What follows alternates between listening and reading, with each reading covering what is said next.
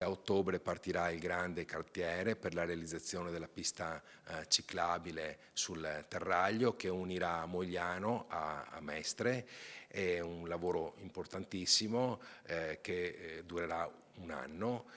Sulla sede stradale viene ricavata appunto una pista dedicata a ciclisti e pedoni che ci permetterà di collegare la nostra città con Venezia. Un progetto finanziato grazie ai fondi del PNRR, un contributo unico da 4 milioni e 600 mila euro a cui il Comune però ha dovuto aggiungerne 560 mila a causa dell'aumento dei prezzi di questi ultimi mesi.